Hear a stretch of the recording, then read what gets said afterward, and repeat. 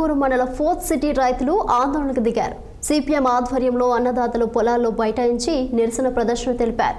బేగకరి కంచెలో global summit పేరుతో ఎలాంటి సమాచారం లేకుండా అక్రమంగా భూమి తీసుకుంటారని ఆరోపించారు. గత ప్రభుత్వం ఫార్మాసిటీ పేరుతో ల్యాండ్ తీసుకుని కంచె వేశారని, తాజాగా గ్లోబల్ సమ్మిట్ ఏర్పాట్లపై పేరుతో కాంగ్రెస్ సర్కార్ తమ పొలాలను ధ్వంసం చేస్తుందని వారు ధ్వజమెత్తారు.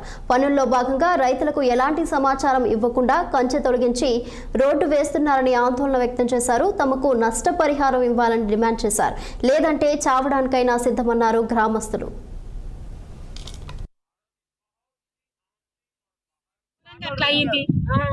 ఎందుకు ఏమైంది? ఎవరు తీసుకుంటారు? బండి ఆపి ఆడ సార్తో మాట్లాడతామంటే ఆడికి పోయేసరికి మేము పోయినాక చేసి పెట్టి అదంతా సార్ దగ్గరికి పోయేసరికి ఇటు వాళ్ళ చేపిస్తే ఆయనకు చెప్పే పోయినా నేను. మరి మేము వచ్చిందాక అడగొచ్చు కదా. పేరేం పేరు? పేరు చంద్రకళ.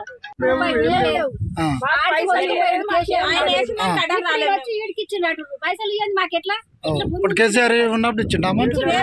తీసుకున్నాం. పోయిన భూమి కాడికి తీసుకున్న కాడికి ఇచ్చేసారు, కానీ ఇప్పుడు రేవంత్ రెడ్డి వచ్చినాక ఇవ్వట్లేదు. 10 ఎకరాలకు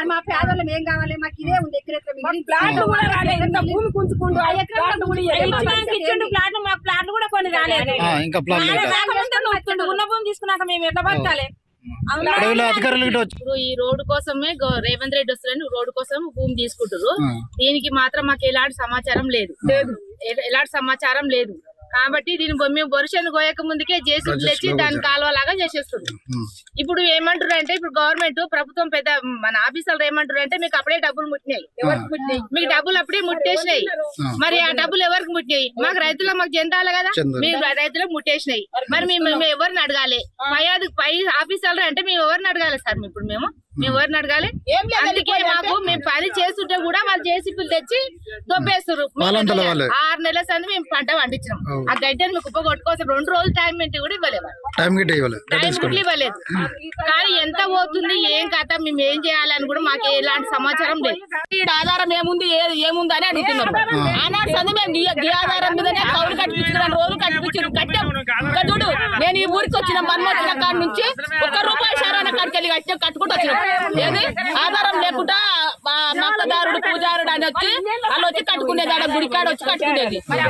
వస్తే వాళ్ళకి కట్టినాం, అప్పటి వరకు కట్టినాం. మధ్యన వదిలేసిర్రు, వాళ్ళు రాలేదు, మేము కట్టలేదు. కట్టకపోయినాక ఈ భూమి మీద మేము చేసుకుంటున్నాం. ఎందుకంటే ఇది మా భూమి, మేము బతున్నాం కదా, మేము బాగుపడతాం కదా. మేము కాక కూడా మా పిల్లల తరతరాలు కూడా బతారు అనుకున్నాం. పవర్ గేట్ అని పవర్ గేట్ తీసుకున్నాం. పవర్ గేట్ తీసుకున్నాక ఇదంతా మలిపినాక ఇప్పుడు ఈరోజు ఫ్యూచర్ సిటీ బేగరకంచెలో ఉన్నటువంటి పక్కన ఫ్యూచర్ సిటీ అనుకున్నటువంటి పక్క రైతుల భూములు గుంజుకునేటువంటి ప్రయత్నంలో భాగంగా సిపిఎం పార్టీకి తెలిసిన వెంటనే రైతులకు అండగా నిలబడడం అనేది జరిగింది. గతంలో 2016లో 120 సర్వే నెంబరు గవర్నమెంట్ ఫార్మాసిటీ పేరుతో తీసుకున్నది. ఫార్మాసిటీ పేరుతో తీసుకున్నప్పుడు 7,70,000 రూపాయల నష్టపరిహారం మాత్రమే ఇచ్చింది రైతులకి. అదనంగా ఆ రోజు చట్టాన్ని 2013 చట్టం ప్రకారం ఇవ్వాలి అంటే ఇవ్వకుండా 45 జీవో ప్రకారం ఇవ్వడం జరిగింది. ఆ రోజు నుంచి ఈ రోజు వరకు రైతులు బేగరకంచ కానీ మీర్ఖాన్పేట ఆగమనం రైతులు పెద్ద ఎత్తున కోర్టులలో కేసులేసి 2013 చట్టాన్ని ఇంప్లిమెంటేషన్ చేయాలని చెప్పి కోర్టు ఆర్డర్ ఇచ్చినప్పటికీ ఈ రోజు 2013 చట్టం ప్రకారం ఇవ్వట్లేదు. సర్వే నెంబర్ భూమి పోయింది. పోయిన కాడ నుంచి వాళ్ళు సర్వేలు వచ్చారు, వాళ్ళు గిట్లు వేసుకోరు, ఫెన్సింగ్ వేసుకోరు, వెళ్ళిపోయారు. మాకు ఫెన్సింగ్ వేసి మా ఇచ్చేంత వరకు మా డబ్బులు మాకు ఇచ్చేటప్పుడు 10 సంవత్సరాల తర్వాత మళ్ళీ వచ్చి ఆ ఫెన్సింగ్ను తొలగించి ఇట్టకెళ్ళుంది, మీ భూమి ఇక్కడ నుంచి కాదు, ఇక్కడ నుంచి పోయింది అని ఆర్డీఓ గారు చెప్తారు. మేము ఆర్డీఓ గారితో అడిగినాం, సార్ మాకు న్యాయం చేయరు. ఆ మిషన్ వచ్చింది, వస్తుంది, ఇక టాటాలు అలా ఒడ్లు వస్తున్నాం, కొన్ని వాళ్ళకి నెయ్యి అది చేస్తున్నాం.